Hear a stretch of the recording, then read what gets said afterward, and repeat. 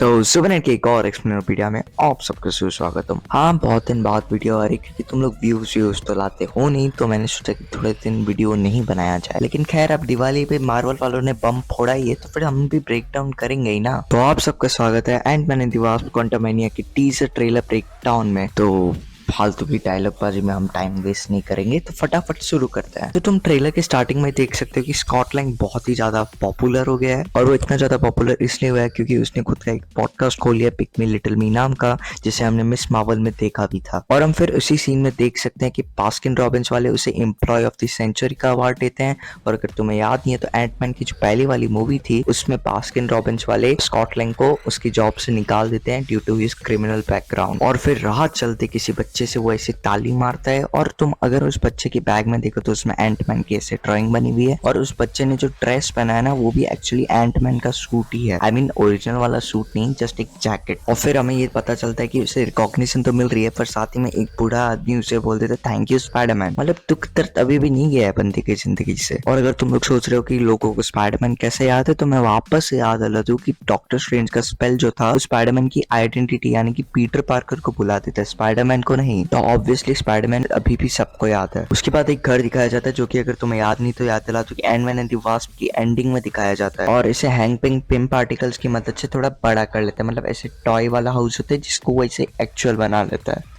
उसके बाद में हमें कैसी लैंग को दिखाया जाता है जिसकी एक्ट्रेस को वापस से बदल दिया गया है, और बेसिकली सब लोग इकट्ठे होते हैं उस घर में क्योंकि कैसी ने एक नया इन्वेंशन किया जिसको वो सबको दिखाना चाहती है। मुझे ऐसा लग रहा है कि उसने ये इन्वेंशन अकेले नहीं किया, क्योंकि तुम देख सकते हो कि क्वांटम रैम के लिए वो जो एक सिग्नल भेजने वाली ऐसे ट्रांसमीटर या जो भी बोलो वो बनाती है जिसमें ब्लू कलर होता है, और कैंग की पूरी आर्मी का कलर ब्लू ही होता है। तो मेरे को ऐसा लग रहा है कि कहीं ना कहीं कैंग का हाथ है इसके पीछे, मतलब कहीं ना कहीं उस ट्रांसमीटर को कैंग नहीं बनाया। अब देखो ये मेरी खुद की थ्योरी, तो यार अगर ऐसा कुछ नहीं होता तो डिसअपॉइंट मत हो जाना। और उसके बाद कैसी की बात है वो सुनकर जेनेट बोलती कि इसे तुरंत बंद करो, पर तब तक सब कुछ गड़बड़ हो जाता है और वो लोग क्वांटम रैम के अंदर घुस जाते हैं। अब देखो जेनेट बेसिकली ऐसा कहती है क्योंकि वो जानती है कि क्वांटम रैम के अंदर में कैंग रहता है जो कि बहुत ही बड़ी मुसीबत बन सकता है उन सब के लिए। और जेनेट ये बात जानती थी कि क्वांटम रैम में कनेक्शन भेजना इज इक्वल्स टू कैंग को कनेक्शन भेजना, जो कि बहुत ही डेंजरस होगा। एंड क्वांटम रैम के अंदर जाने के बाद कैसी स्कॉट से पूछती कि उन लोग कहाँ पर है। तो ऐसे कंफर्मेशन नहीं है, पर मेरे हिसाब से हम लोग शायद से क्रोनोपोलिस में है जो कि कैंग का कैपिटल सिटी है। एंड अगर तुम ये सब चीज को हटा दो, तुम जस्ट वीएफएक्स को देखो, इतना अच्छा वीएफएक्स और इतना अच्छा डिजाइन। अब समझ आया कि मार्वल वाले सीएल के सीजीआई में पैसा क्यों इन्वेस्ट नहीं कर रहे थे। एंड अगर तुम्हें याद नहीं तो एंटमैन एंड द वास्प में एक सीन होता है जिसमें ऐसे ही एक एटॉमिक सिटी को दिखाया जाता है जो कि क्वांटम रियल में एग्जिस्ट करता है। अब मेरे विचारों से शायद से वो सिटी यही क्रोनोपोलिस सिटी है। पर अब देखो कुछ भी हो,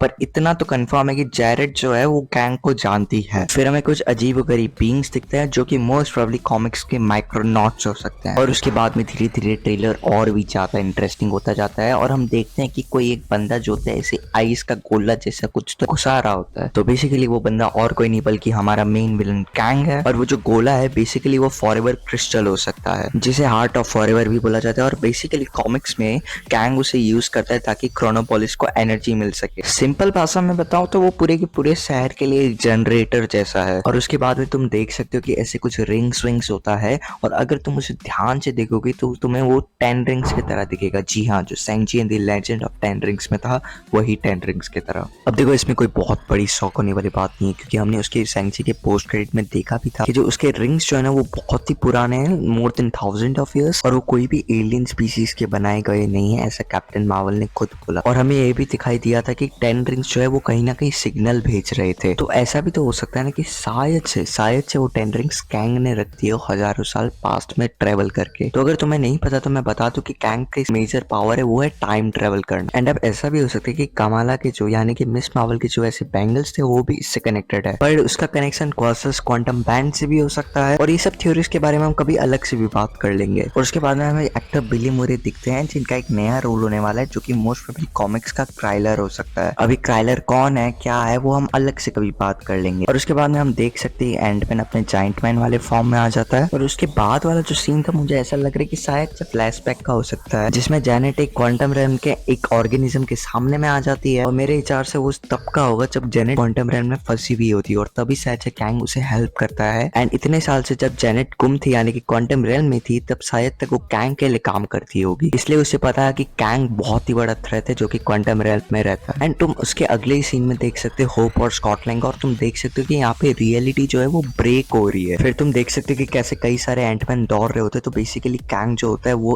काफी सारे एंटमैन के वेरिएंट्स को मार चुका है। तो शायद से कैंग उसे वो दिखा रहा हो कि वो उसे कैसी मौत दे सकता है और उसने उसके वेरिएंट्स को कैसे मारा है, या फिर शायद से वो उसे दिखा रहा होगा कि फ्यूचर क्या है, मतलब तुम अभी फ्यूचर में कैसे मरने वाले हो मेरे हाथों से। और ये वाला सीन तुम्हें कहीं की याद दिला रहा है स्पैगेटी वाला, यस, अर्थ 838 का मिस्टर फैंटास्टिक वाला सीन। क्या मतलब कि मार्वल मेरा चैनल रिपोर्ट करने वाला है। पर खैर ऐसे मजाक को थोड़ा साइड रखे तो अगली सीन में हम देख सकते हैं कि वहाँ पे एंटमैन की बेटी जो है कैसी, वो अपने कॉमिक वाले सूट में है। तो बेसिकली कॉमिक्स में कुछ ऐसा होता है कि कैसी लैंग स्ट्रेचर नाम की सुपर हीरो बन जाती है जब उसके फादर स्कॉट लैंग की डेथ हो जाती है, और उसके कुछ दिन बाद ही यंग एवेंजर्स की फॉर्मेशन हुई थी। और यंग एवेंजर्स मोस्ट प्रोबेबली अभी फ्यूचर में हमें दिखने वाले हैं और इसके रिलेटेड बहुत सारे ऐसे थ्योरीज है जिसे मैं कभी अलग से वीडियो में कवर करूंगा। अब देखो बेसिकली कैंग ऐसा कहता है एंटमैन से कि उसे उसकी हेल्प करनी पड़ेगी। तो शायद से कुछ ऐसा हो सकता है कि कैंग का शायद से हमारे अर्थ 616 में कुछ ऐसा सामान है जो उसे चाहिए हो। नहीं, मैं उसके चुराए हुए बटुए की बात नहीं कर रहा हूँ, कुछ ऐसा सामान होगा जो इंटर डायमेंशन ट्रेवल और के लिए चाहिए होगा, या फिर शायद से टोनी स्टार्क का टाइम मशीन, कुछ भी हो सकता है। देखो पर ऐसे ऐसे रूमर्स आ रहे हैं कि शायद से जो कैंग है ना वो कैसे लैंग को एक बंदी बना लेगा। मतलब ऐसी गारंटी चाहिए ना कि एंटमैन पे भरोसा कर सकते हैं, तो उसके बदले में वो उसकी बेटी को हथिया लेगा। मतलब तुम बेसिकली समझ गए हो ना कि इसकी जिंदगी में क्या लफड़ा चलने वाला है अभी। और मैं तुम्हें इतना बता दूं कि एंटमैन की डेथ होने के चांसेस बहुत ज्यादा हैं। ऐसे मतलब ऐसे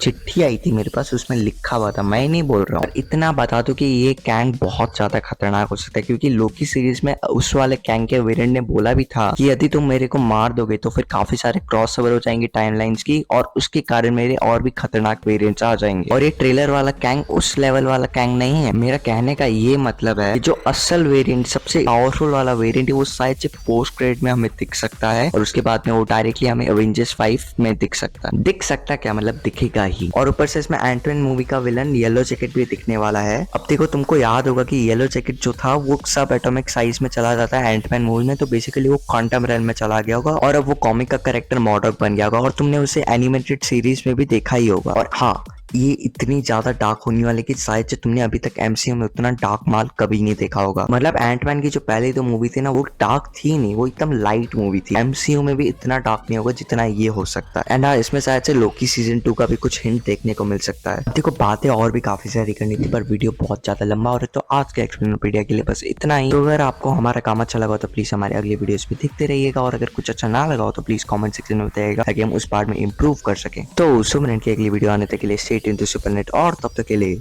रहिए सुपर।